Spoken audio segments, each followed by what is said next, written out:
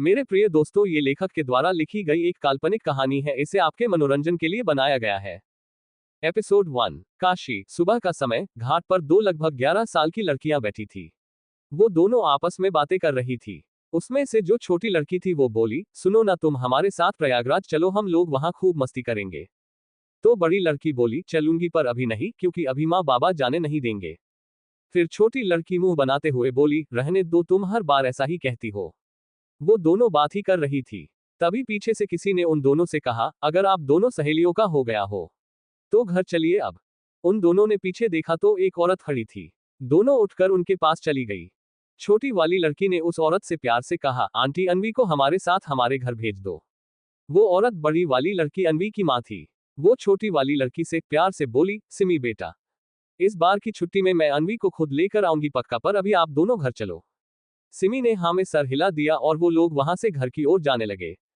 सरस्वती जी, जो अनवी की माँ थी, वो जब भी सिमी और अनवी को देखती तो उन्हें अपने बचपन के दिन याद आ जाते थे कि वो भी कैसे गीता, जो सिमी की माँ है, के साथ रहा करती थी, बिल्कुल इन दोनों की तरह। फिर वो अपनी सोच से बाहर आ गई और अपने घर की तरफ उन दोनों को लेकर चली गई और वो सभी अपने घर आ गए। सरस्वती जी ने दोनों से कहा, चलो पहले नाश्ता कर लो। और फिर वो उन दोनों को नाश्ता परोसने लगी और वो दोनों नाश्ता करने लग गई। उधर घाट की तरफ सिमी, अनवी और सरस्वती जी के जाने के कुछ ही देर बाद वहां पर एक 70-75 साल का एक बूढ़ा आदमी अपनी मॉर्निंग एक्सरसाइज करने के लिए गया। उनके पीछे दो बॉडीगार्ड्स भी थे, जिन्हें वो वहीं पीछे रुकने को बोलकर अपने साथ लिए दो बच्चे जिनकी उम्र लगभग 13 साल थी उनके साथ घाट की तरफ चल दिए। वो बूढ़ा आदमी उनका दादा था, जिसे वो दोनों ग्रैंपा कह के बुला रहे थे। उनमें से जो पहला लड़का था वो थोड़ा मजाकिया था और जो दूसरा लड़का था वो एकदम गंभीर था, जैसे कि कोई 13 साल का लड़का नहीं 23 साल का हो। पहला लड़का बोला, ग्रैंपा, हम जब से यहाँ आए हैं तब से आप रोज हमें और चीकू को यहाँ क्यों लेकर आते हो?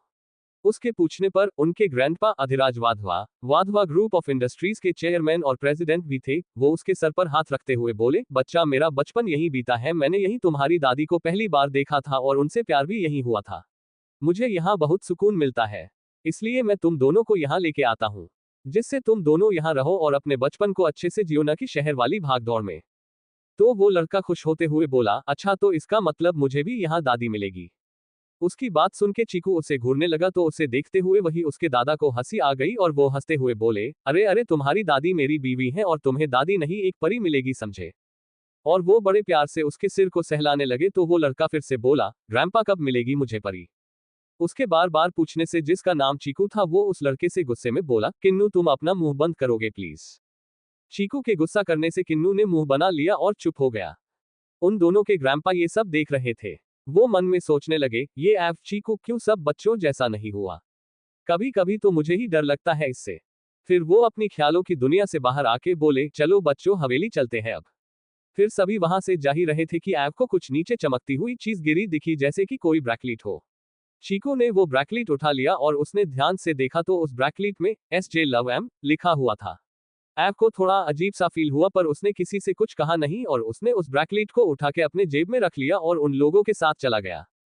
यहाँ दूसरी तरफ मिश्रा निवास में, यूं तो वो ज्यादा बड़ा घर नहीं था, पर उसे इतनी खूबसूरती से सजाया गया था कि वो दिखने में बड़ा ही सुंदर घर लग रहा था। उसी घर में जब वो दोनों लड़कियां सिमी और अनवी घाट पर से आई थी तो चुपचाप नाश्ता करके अपने कमरे में चली गई। दोनों का एक ही कमरा था, इसलिए दोनों अपने कमरे में बैठकर कुछ खुराफाती सोच रही थी। सबसे ज्यादा दिमाग उन दोनों में छोटी वाली सिमी लगा रही थी और बड़ी वाली अनवी, जो कि उसे कुछ करने से रोक रही थी। पर वो सिमी मान नहीं रही थी और सिमी अपने छोटे से सिर को बेड में घुसा के कुछ तूफानी सोच रही थी कि कैसे अनवी को अपने साथ ले जाया जाए अपने घर। वो बार बार अपनी बड़ी बड़ी पलकें झपका झपका कर ध्यान में मग्न थी। तभी वो बहुत तेज से चीखने लगी। अनवी ने भी जब उस तरफ देखा जिस तरफ सिमी देख रही थी तो वो भी तेज से चीख पड़ी, आ आ आ। तो क्या देखा उन लोगों ने जो चीख पड़ी वो दोनों। एपिसोड 2। मिश्रा निवास। कमरे में वो दोनों सामने एक कॉकरोच को देख चिल्ला रही थी और वो कॉकरोच धीरे धीरे करके वहां से उड़ गया और तब जाके वो दोनों शांत हुई। सिमी फिर से कुछ सोचने में लग गई। अनवी कब से सिमी को ऐसे ही देखते देखते परेशान हो रही थी, क्योंकि सिमी उसके बातों का कोई जवाब ही नहीं दे रही थी। फिर अनवी सिमी को हिलाते हुए बोली, सुनो ना सिमी, बस करो, अब हम लोग नीचे चल के कुछ खाते हैं। बहुत जोर से पेट में चूहों ने हड़ताल मचा रखी है। सिमी, जो अभी तक अपने छोटे से दिमाग को लगा लगा के परेशान हो चुकी थी, पर उसे अभी तक कुछ सूझा नहीं था और ऊपर से अनवी का खाने को कहना। जैसे कि सिम्मी को इसी का इंतजार था। वो तुरंत उठ के बैठ गई और टिमटिमाती आंखों से अन्वी को देखते हुए बोली, हाँ यार, इसीलिए तो मैं कुछ सोच ही नहीं पा रही हूँ। अब पता चला, मुझे तो भूख लगी थी।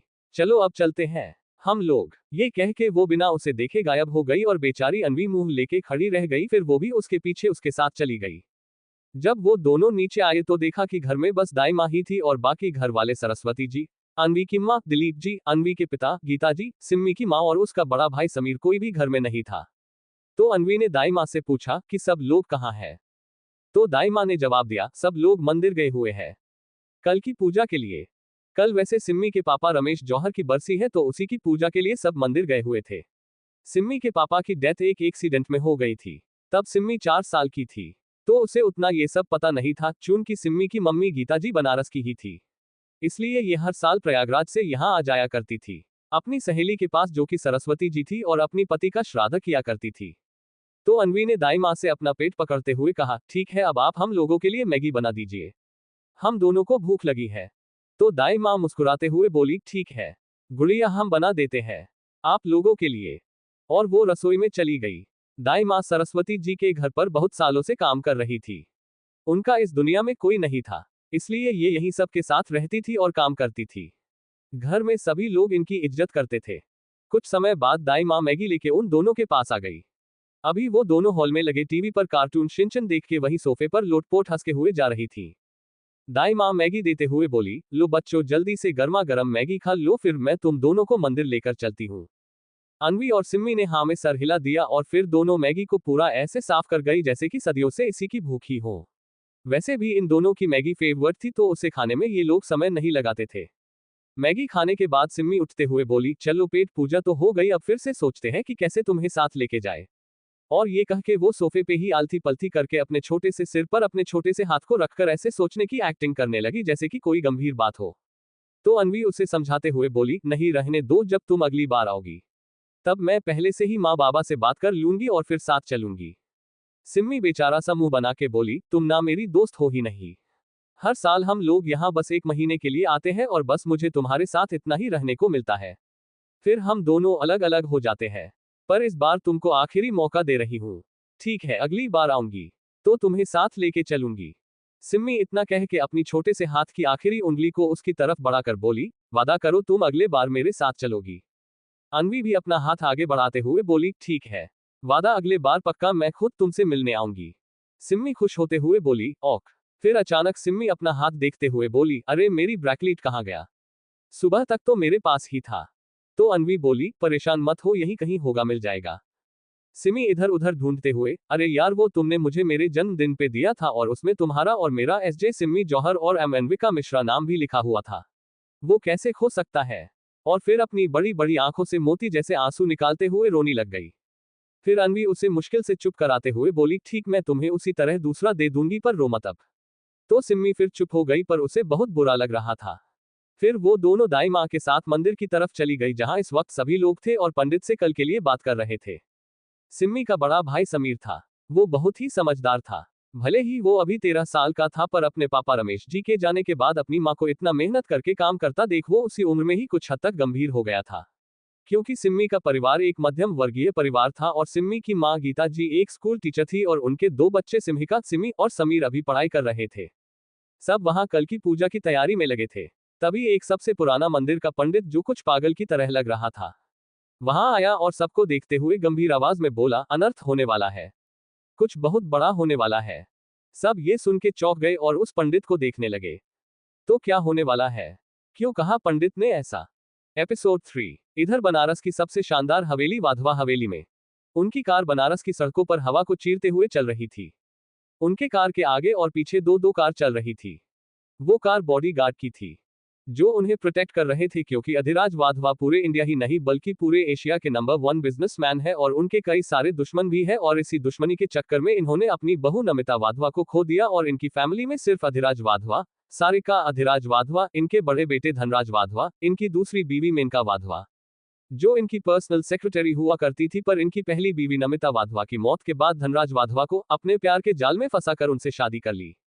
इनके छोटे बेटे श्लोक वाधवा, आस्था श्लोक वाधवा और उनकी बेटी जो अभी 10 साल की है श्रुति वाधवा और इनके तीनों भाई है अपनी बहनों पर जान देते हैं। एक राजकुमारी की तरह रखते हैं। ऐप तो दिखाता नहीं है पर वो भी बहुत चाहता है। अब आगे उनकी कार एक आलीशान हवेली के आगे रुकती है और मैं गेट पे ही डायमंड का एक बड़ा सा नेम प्लेट लगा हुआ था, जिस पे साफ साफ बड़े बड़े अक्षरों में वाधवा हवेली लिखा हुआ था। सामने गार्ड आके गेट खोलते हैं और उनकी कार गेट के अंदर आई और गेट बंद हो गया। फिर एक गार्ड जल्दी से आके उस कार का गेट खोलता है और उसमें से अधिराज वाधवा, एव अखंड वाधवा और सात्विक स्वीट निकलते हैं और वो लोग अंदर की तरफ चले गए।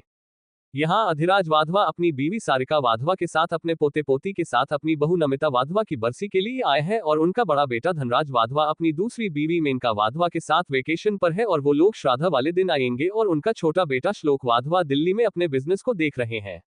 इसलिए यहाँ सिर्फ इनकी बीवी सारिका वाधवा, एव और सात्विक और इनकी बहन श्रुति वाधवा, यही लोग यहाँ थे। हवेली के अंदर सारिका जी अभी अभी मंदिर से पूजा करके आई हैं और वो जब गेट पे उन लोगों को अंदर आते हुए देखा तो उनके पास जाके बोली, अधिराज वाधवा से बोली, हो गया, घूम लिए, अरे कम से कम आप तो बड़े हो जाए। अब आपकी उम्र नहीं है कि आप ऐसे यंग मैन की तरह एक्सरसाइज करें। अब तो आपके पोते पोते की उम्र है ये सब करने की। उद्धरण चिन्ह। तो अधिराज वाधवा चिढ़ते हुए बोले, देखिए आपकी उम्र हो गई है, मैं तो अभी बस कम उम्र का ही हूँ, कोई भी मुझे देख के इम्प्रेस हो जाती है ना बच्चों। अधिराज वाधवा एव और सात्विक की तरफ देख के बोले, तो सात्विक जल्दी से, हाँ ग्रैंपा आप सही कह रहे हो। फिर वो एव की तरफ देखता है जो बिना किसी इमोशन के वहां खड़े होके उन लोगों को देख रहा था पर कुछ बोल नहीं रहा था। फिर अधिराज वाधवा अपनी बीवी की तरफ देखते हैं जो खा जाने वाली नजरों से उन दोनों दादा पोते को देख रही थी। दादाजी जब ये देखते हैं तो समझ गए कि मामला बिगड़ने वाला है, तो वो जल्दी से बात संभालते हुए बोले, अरे मेरी जान, मैं तो सिर्फ तुमसे प्यार करता हूँ, अपनी जवानी के दिनों से देखो अभी तक, तो प्लीज अब ये सब छोड़ो, चलो नाश्ता करते हैं। कल बरसी की तैयारी के लिए पंडित जी को बुला लिया है, घाट पे ही पूजा होगी तो उसको भी देखना है। ये कह के वो जल्दी से गायब हो गए कि कहीं कोई बम ब्लास्ट ना हो जाए। सारिका वाधवा अच्छे से जानती थी और वो मुस्कुराते हुए किचन की तरफ चली और दोनों बच्चे अपने अपने रूम में फ्रेश होने चले गए। कुछ देर बाद दादी माँ सभी बच्चों को आवाज लगाई कि चिक्की, चीकू, किन्नू आ जाओ, सभी नाश्ता कर लो। किन्नू सात्विक सीढ़ियों से आता हुआ बोला, ग्रैंडमा श्रुति अभी तक उठी नहीं। ग्रैंडमा बोली, नहीं बेटा जाके जगाओ उसे, कितनी बार उठाया पर नहीं उठी। तो किन्नू एसवी बोला, ठीक है मैं अभी चिक्की को लेके आता हूँ, आप नाश्ता लगाओ, कह के वो चला गया। और इधर ऐव के रूम में ऐव जब अपने कपड़े चेंज करता है तो उसे अपने पॉकेट से कुछ गिरता हुआ दिखता है तो वो उसे उठा लेता है और वो और कुछ नहीं, वही ब्रैकलेट थी जो घाट पे उसे मिली थी। वो उसे अपने हाथों में लिए देखते हुए बोली, किसका है ये और ये इस पर क्या लिखा हुआ है। उसे कुछ समझ नहीं आता तो वह उसे अपने पास फिर से रख के ज्यादा न सोचते हुए कपड़े पहन के नीचे जाने लगता है। श्रुति के रूम में श्रुति अपने छोटे हाथों में बड़े बड़े से टेडी बेयर को लेके उसमें अपना सिर घुसाए सो रही थी, तभी कोई आके उसके हाथों से वो लेके उसे साइड में रखकर उसे प्यार से उठाता है। चिक्की उठ जाना, कितना सोएगी। चिक्की कसम साते हुए बोली, अभी थोड़ी देर और भाई यू प्लीज। सात्विक बोला, नहीं अब बस भी कर या मैं उससे बुलाऊं, जिसके देखने भर से तू उठ के बैठ जाएगी। तभी उस कमरे में पीछे से किसी की आवाज आई, कौन नहीं उठा अभी। ये आवाज सुनते ही श्रुति की नींद उड़ और वो जल्दी से अपने दोनों छोटे हाथों को अपनी आंखों में मींचते हुए, अरे अरे मैं तो उठ गई। वहीं सात्विक जब आवाज सुना तो समझ गया कि अभी उसकी छोटी सी बहन उसके उठाने से उठ नहीं रही थी और अब अचानक से उसकी सारी नींद गायब हो गई। वो मुस्कुरा के पीछे देखता है तो पीछे कौन है। पीछे एपिसोड 4। अब आगे जब सात्विक पीछे की तरफ देखता है तो वहां कोई और नहीं, ऐव अपने कोल्ड इंप्रेशन के साथ अंदर आता हुआ दिखाई देता है। ऐव श्रुति की तरफ देखते हुए बिना किसी भाव के, श्रुति उठो और रेडी होके नीचे आओ, ये कह के वो एसवी को अपने साथ लेके चला जाता है। वहीं श्रुति जिसकी नींद पूरी तरह से अपने डेविल भाइयों के इस तरह कहने से उड़ चुकी थी, वो कहती है, ये भाइयों भी न सुबह सुबह ऐसे कौन अपनी क्यूट सी लिटिल सी बहन को डराता है। हर ये कहे कि वो वॉशरूम में चली जाती है। कुछ देर बाद नीचे डाइनिंग एरिया में हेड चेयर पे अधिराज वाधवा, उनके राइट साइड पे सारिका वाधवा, उनके लेफ्ट साइड पे एसवी और अधिराज वाधवा के एकदम सामने की चेयर पर अपनी इमोशनलेस और लिए ऐव बड़े ध्यान से कुछ सोचते हुए ब्रेकफास्ट कर रहा था। फिर श्रुति आती है और अपने ग्रैंडपा के गोद में जाके बैठ जाती है, तो उसकी ग्रैंडमा उसे ब्रेकफास्ट कराने लगती है। ब्रेकफास्ट के बाद सभी बच्चे अपने रूम में चले जाते हैं और वहीं ऐव अपने टैब में कुछ काम करने लगता है। उसको इस तरह से देखते हुए सारिका वाधवा जी अधिराज वाधवा से कहती है, इतनी छोटी सी उम्र में मेरा बच्चा कैसा हो गया है, न इसके अंदर वो बचपना रह गया, न कोई बच्चों जैसी जिद, न उनके जैसी बातें। मैं तो कभी कभी इसे ऐसे देख के परेशान हो जाती हूँ। तो वहीं अधिराज जी उन्हें समझाते हुए कहते हैं, अरे मेरी चुलबुली, ये वो उनको प्यार से बुलाते हैं क्योंकि वो पहले बहुत चुलबुली और शरारती हुआ करती थी, इतना क्यों परेशान होती हो, देखना हमारा बच्चा भी एक दिन फिर से वही हमारा चीकू बन जाएगा और मेरा दिल कहता है कि कुछ होने वाला है जैसे हम लोगों की जिंदगी में हमारे चीकू की जिंदगी में। ये कह के वो उनके साथ मंदिर की तरफ चले जाते हैं। इधर मणिकर्णिका घाट पर दाई माँ उन दोनों को लेके आती है जहां पूजा की तैयारियां चल रही थी। सिम्मी अपने मम्मी के पास जाके उनका पल्लू पकड़ते हुए, मम्मा बस भी करो, अब मुझे आपका पेट छूना है। उसकी ऐसी बातों को वहां सब सुन के हंसने लगते हैं तो उसका भाई समीर आके उसे पकड़ते हुए कहता है, बच्चा अभी मम्मा को काम है ना, अभी नहीं, जाके अनवी के साथ खेलो। तो सिम्मी मुंह बनाते हुए कहती है, नहीं भाई मुझे पेट छूना है मम्मा का, समझे आप, ये कह के वो अपनी मम्मी के पास जाके फिर खड़ी हो जाती है। दरअसल सिम्मी को बचपन से अपने मम्मा के पेट छूते आई है तो वो अब आदत बन गई है, इसलिए वो जिद करने लगती है ना छूने पर। उसकी मम्मा प्यार से उसके गालों पे हाथ फेरते हुए, बच्चा अभी मम्मा ये वाला काम कर ले फिर आपके साथ मम्मा रहेंगी। और अब तो आप बड़े हो गए हो ना, तो अब आप पेट छूना बंद कर दो, अगर मैं कहीं चली गई तो आप किसका पेट छूगे, इसलिए अब आप और बड़े बन जाओ। वो सिम्मी के गालों को प्यार से सहलाते हुए कहती है। तो सिम्मी कहती है, ऐसे कैसे आप मुझे छोड़ के जाओगे, आप कहीं नहीं जाओगे समझे आप, वो गुस्सा करते हुए कहती है। तो गीता जी उसके दोनों फूले हुए गालों पर किस करते हुए, ओ मेरा बच्चा कहीं नहीं जाऊंगी, ओह पर अभी काम है, आप अनवी के साथ खेलो, वो आपको बुला रही है, देखो वो हाथ से इशारा करती है। तो अनवी उसी की तरफ देख रही थी। फिर सिम्मी जल्दी से एक बार अपनी मम्मा का पेट छू के भाग जाती है। उसकी इस हरकत पे वहां सभी मुस्कुरा देते हैं और फिर अपने अपने काम में लग जाते हैं। वहां एक कोने में एक पंडित जी बैठे हुए ये सब देख के ऊपर आसमान की तरफ देखने लगते हैं। उन्हें मौसम कुछ बदला सा नजर आता है और वो अपने आप से ही कहते हैं, कुछ होने वाला है, किसी अपने के बिछड़ने से उस इंसान को तकलीफ होगी तो वहीं उस इंसान को पाके उस इंसान की तकलीफ मिटेगी। बस इन सब में महादेव आप ही कुछ कर सकते हैं, रक्षा करें महादेव, ये कह के वो अपनी माला जपने लगता है। दूसरी ओर इंडोनेशिया के बाली में एक सुंदर सा कपल जैसा अभी अभी सो के उठा हो। डार्लिंग उठो ना, कितना सोओगे? वो आदमी कहता है, सोने दो यार, क्यों सुबह सुबह। डार्लिंग, वो औरत बीच में ही बात काटते हुए, सुबह नहीं दोपहर हो गया है और कल हम लोगों को इंडिया वापस भी तो जाना है, वरना आपके वो सो कॉल्ड डैड हम लोगों को घर में नहीं घुसने देंगे। वो चिढ़ते हुए बोली। उस आदमी ने ये सुना तो वो तुरंत उठ के बैठ गया और बोला, अरे हाँ कल तो नमिता की बरसी भी है, उसके लिए बनारस भी जाना है। सुनो तुम जल्दी से अपने और धैर्य की पैकिंग करो, हम आज ही निकलेंगे। और वो ये कह के वॉशरूम में चला जाता है। ये आदमी कोई और नहीं धनराज वाधवा और उसकी दूसरी वाइफ मेनका वाधवा है, जो अपने बेटे धैर्य वाधवा के साथ इंडोनेशिया में छुट्टियां मनाने आए हैं। मेनका वाधवा नफरत लिए उसी ओर देख के कहती है, कभी भी सुकून नहीं है, सोचा था इतने बड़े बिजनेस के बेटे के साथ शादी करके राज करूंगी, पर वो बुढ़ा सारी जायदाद का मालिक उस लड़के ऐप को बना दिया और मेरे बेटे को बस 25% ही दिया।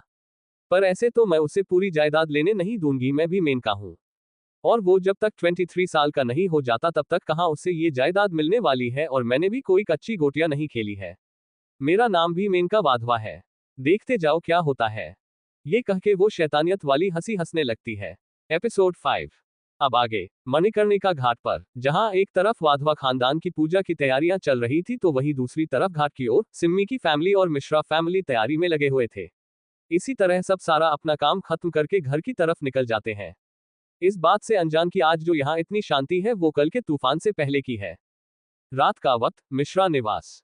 सभी को घर आते आते शाम हो जाती है, उसके बाद सभी खाना खा के सोने के लिए चले जाते हैं क्योंकि कल का दिन बहुत बड़ा था और ये सच भी था, कल जिंदगियां बदलने वाली थी सभी की, पर इस बात से सब अनजान सुकून की नींद सो गए। वाधवा हवेली, यहाँ भी सभी खाना खा के सोने चले गए क्योंकि कल सुबह का ही मुहूर्त था पूजा का, तो सबको जल्दी ही मंदिर पहुंचना था। वहीं दूसरी तरफ दुबई आबू धाबी में एक 45-50 साल का आदमी, सांवला रंग, आंखों के ऊपर कट का निशान, काली आंखें जिसमें सिर्फ नफरत और शैतानियत भरी हुई थी, और उसके अगल बगल में दो खूबसूरत लड़कियां उस आदमी के पास बैठी थी। वो आदमी अपने हाथ में वाइन की बोतल लिए देवदास बन के बैठा हुआ था। कुछ समय बाद उस आदमी का दूर नॉक होता है। वो आदमी खुश होते हुए, आओ और बताओ काम वहां का पूरा हो गया ना? वो आदमी कहता है, जी बॉस, जैसा कहा था वैसा ही हुआ, अब बस कल उन लोगों की जिंदगी की आखिरी सुबह होगी। ये सुन के वो आदमी पागलों की तरह हंसने लगता है। वो इस समय एक दानव लग रहा था। वो अपनी आंखें बंद करके एक झटके से दोबारा खोलता है तो उसकी आंखें पूरी तरह से गुस्से और नफरत से लाल हो गई थी, जैसे मानो अभी कोई जल के राख हो जाएगा। वो आदमी कहता है, कल, बस कल, उसके बाद तुम अधिराज वाधवा, सॉरी सॉरी चाचा जी, हा हा हा, कह के वो एक बार फिर शैतानों की तरह हंसने लगता है। उसके इस तरह हंसने से वहां खड़ी दोनों लड़कियां डर जाती है और जो आदमी अभी अभी आया था वो डर से कांपने लगता है। वो आदमी कहता है, रघु, जो उसका राइट हैंड है, कल तो हमारे जश्न मनाने का दिन है और इंडिया वापस जाने का, तो तैयारियां करो रघु का मैं एक बार फिर अपने घर वापस लौट रहा हूँ और उन लोगों की बर्बादी का जश्न भी वही मनेगा। ये कह के वो अपनी वाइन की बोतल को पूरी पी डालता है और फिर उन दोनों लड़कियों की तरफ देखता है जो डर के मारे वही खड़ी हुई कांप रही थी। वो उनके तरफ देख के पैसों की एक बंडल उठा उनके ऊपर फेंक के कहता है, लो और जाओ मजे करो, आज मैं बहुत खुश हूँ। इतना सुन के वो लड़कियां तुरंत वहां से चली जाती हैं और रघु भी सब बता के वहां से चला जाता है। फिर वो आदमी सोफे पर बैठ के शराब पीने लगता है। इंडिया में काशी विश्वनाथ, सुबह के 5 बजे। काशी विश्वनाथ मंदिर में पुजारी महादेव की पूजा आरती कर रहे थे और गंगा की लहरें आज अलग ही उफान में थी। मौसम भी आज कुछ अलग ही कहानी बयां कर रहा था। सूरज धीरे धीरे करके चारों तरफ अपनी रोशनी फैला रहा था। मिश्रा निवास में सरस्वती जी और गीता जी सुबह सुबह ही उठ के श्राद्ध की तैयारियां कर रही थी। सरस्वती जी माला बनाते हुए कहती है, गीता सुनो, अन्वी जिद कर रही थी तुम लोग के साथ जाने के लिए और दोनों बच्चे एक साथ कैसे खुश रहते हैं। तो मैंने सोच लिया है परसों मैं तुम लोगों के साथ उसे प्रयागराज भेज दूंगी, फिर जब छुट्टियां खत्म होगी तो वापस बुला लूंगी। इस बात पर गीता जी हामी भरते हुए, हाँ सिम्मी भी कितना जिद करती है उसके साथ रहने के लिए, तो वो तो और खुश हो जाएगी। इस बात पे दोनों मुस्कुरा देती है। फिर पीछे से एक आवाज आती है, क्या बात है, हमारी साली साहिबा और पत्नी किस बात पे इतना मुस्कुरा रही है, हमें भी बताए, हम भी थोड़ा हंस ले। ये कहते हुए दिलीप जी उनके पास चले आते हैं। फिर वो दोनों उन्हें बताती है कि अन्वी को गीता के साथ प्रयागराज भेजने की बात कर रहे हैं। तो इस बात पे दिलीप जी कहते हैं, हाँ दोनों बच्चियां साथ में कितना खुश रहती है, सही रहेगा, दोनों खुश हो जाएंगी। पर मुझे तो इस बात की चिंता है, जब वो दोनों बड़ी हो जाएंगी तो तब दोनों ही अलग हो जाएंगी। तो गीता जी कहती है, वो तो आप सही कह रहे हैं जीजा जी, काश ऐसा होता कि दोनों की शादी एक ही घर में कर देते तो दोनों ही हमेशा साथ में खुश रहती। उनके इस बात पे सभी सोचने लगे। फिर पीछे से एक क्यूट सी आवाज आती है, किसकी शादी होगी और कौन खुश रहेगा। जब वो लोग पीछे देखते हैं तो वहां दो छोटी सी क्यूट सी एंजल दुनिया भर की मासूमियत अपने छोटे छोटे चेहरे पर लिए सिम्मी और अन्वी खड़ी थी। वो दोनों उन लोगों के पास आती है और सिम्मी अपने मम्मी की गोद में और अन्वी अपने पापा की गोद में चढ़ जाती है और अपनी छोटे छोटे बाहों को उनके ऊपर लपेट देती है। तो वो लोग उन दोनों से कहते हैं, आप लोग हमारी बातें सुन रही थी। ये सुन के सिम्मी जल्दी से इनोसेंट अंदाज में, अरे नहीं नहीं अंकल मैं नहीं सुन रही थी, वो तो ये अन्वी है जो मुझसे कह रही थी कि चलो सिम्मी चल के देखते हैं कि वो लोग क्या बातें कर रहे हैं। मैंने तो मना भी किया पर ये मानी ही नहीं और यहाँ चली आए और मुझे भी लेके आ गई। ये सब सिम्मी ने बहुत मासूमियत से बोला था कि सामने वाला देख के ये पक्का मान ले कि हाँ यही सही कह रही है। पर असलियत तो वहां सभी को पता थी कि ये खुराफाती दिमाग सिर्फ और सिर्फ सिम्मी का ही लग सकता है। अन्वी बेचारी इतनी शांत रहती है कि वो कभी ये सब करने का सोचती भी नहीं है।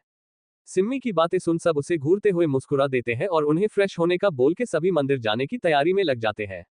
इसी के साथ हम मिलते हैं अगले पार्ट में। पूरी स्टोरी सुनने के लिए सब्सक्राइब करें।